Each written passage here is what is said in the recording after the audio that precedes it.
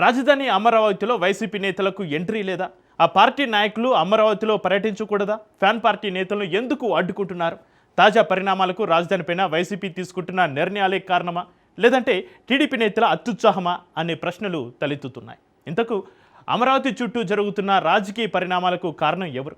రాజధాని రైతుల సమస్యలు, తాజా దాడులపైన వైసీపీ యాక్షన్ ప్లాన్ ఏంటి అనేది ఆ టాపిక్గా మారింది. చివరికి ఈ మొత్తం వివాదంతో అసలు ప్రతిపక్షానికి అక్కడ ప్రజలను కలిసే స్వేచ్ఛ లేదా? రాజధాని రైతుల సమస్యలపైన కూటమి వైఖరి ఎలా ఉందనేది చర్చనీయాంశంగా మారింది. అమరావతి ఒకప్పుడు రాష్ట్ర భవిష్యత్తుకు ప్రతీకగా చెప్పుకున్న రాజధాని. కానీ ఇప్పుడు అదే అమరావతి మరోసారి రాజకీయ యుద్ధానికి కేంద్రంగా మారింది. అమరావతి అంటే రాజకీయంగా ఇప్పుడు సున్నితమైన అంశమే. 2014లో రాజధానిగా ప్రకటించిన తర్వాత వేలాది మంది రైతులు భూములిచ్చారు. అభివృద్ధి, ప్రపంచ స్థాయి నగరం, పెట్టుబడులు, ఉద్యోగాలు అంటూ భారీ హామీలు ఇచ్చారు. కానీ 2019లో వైసీపీ అధికారంలోకి వచ్చిన తర్వాత మొత్తం రాజకీయ సమీకరణ మారిపోయింది. 3 రాజధానుల ప్రతిపాదన తెరపైకొచ్చింది. అమరావతి ఉద్యమాలు ప్రారంభం రైతులు కోర్టులను ఆశ్రయించారు. ఈ అంశం ఎన్నికల వరకు కొనసాగింది. 2024 ఎన్నికల్లో టీడీపీ కూటమి తిరిగి అధికారంలోకి వచ్చిన తర్వాత అమరావతి నిర్మాణాన్ని మళ్లీ వేగవంతం చేస్తామని ప్రకటించింది. దీంతో రాజధాని అంశం ముగిసిందని చాలామంది భావించారు. కానీ తాజా రాజకీయ పరిణామాలు చూస్తే ఆ రాజకీయ అధ్యాయం ఇంకా ముగియలేదని స్పష్టమవుతోంది.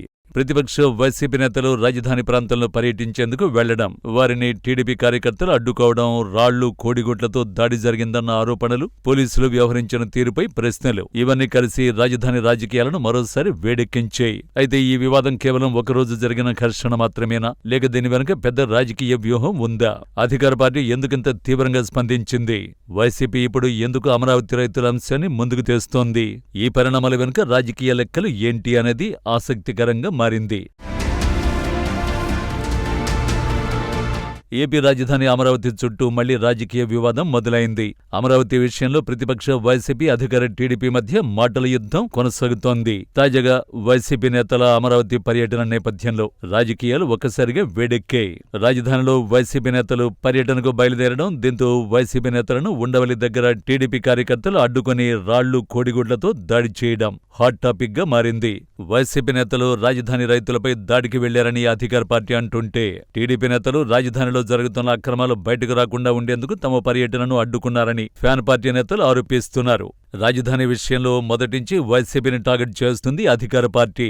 అందుకు తగ్గట్లే వైసీపీ కూడా అమరావతి విషయంలో తీసుకుంటున్న నిర్ణయాలు ఆ పార్టీకి ఇబ్బందికరంగా మారాయనే చర్చ రాజకీయ వర్గాల్లో జరుగుతోంది. అమరావతి రాజధానికి తాము వ్యతిరేకం కాదని వైసీపీ మొదటి నుంచి చెబుతోంది.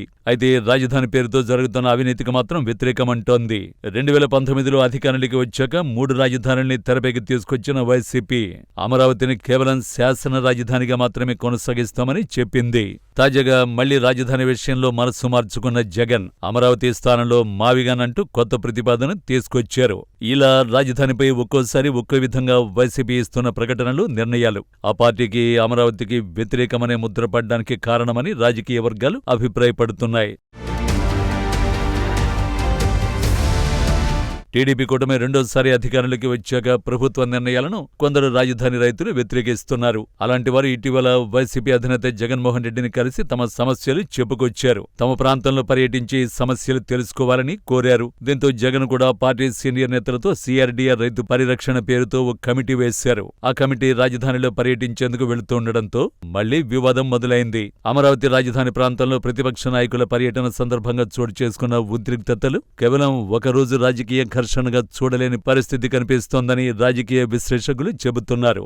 ఈ ఘటనతో రాజధాని రాజకీయాలపై, ప్రజాస్వామ్య హక్కులపై, అలాగే భూసేకరణపై, అధికార ప్రతిపక్షాల వైఖరిపై కొత్త చర్చ మొదలైంది. ప్రతిపక్ష నాయకుడు రైతుల ఆహ్వానం మేరకు రాజధాని ప్రాంతానికి వెళ్లడాన్ని అడ్డుకోవడం, ఉద్రిక్త పరిస్థితులు ఏర్పడడం ప్రజాస్వామ్య స్ఫూర్తికి మంచిదేనా అనే చర్చ రాజకీయ వర్గాల్లో జరుగుతోంది. ప్రజాస్వామ్యంలో అధికార పార్టీకి ఎంత హక్కు ఉంటుందో ప్రతిపక్షానికి అంతే హక్కు ఉంటుంది. ముఖ్యంగా ప్రజల సమస్యలను తెలుసుకునేందుకు, రైతులను కలిసేందుకు వెళ్లే హక్కు ప్రతిపక్షానికి రాజ్యాంగం కల్పించిన రాజకీయ హక్కుల్లో భాగం.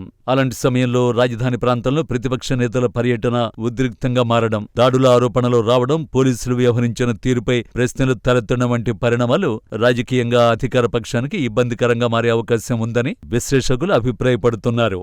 ఈ ఘటనలో అత్యంత కీలకంగా వినిపిస్తున్న ప్రశ్న రాజధాని ఎవరిది అన్నదే.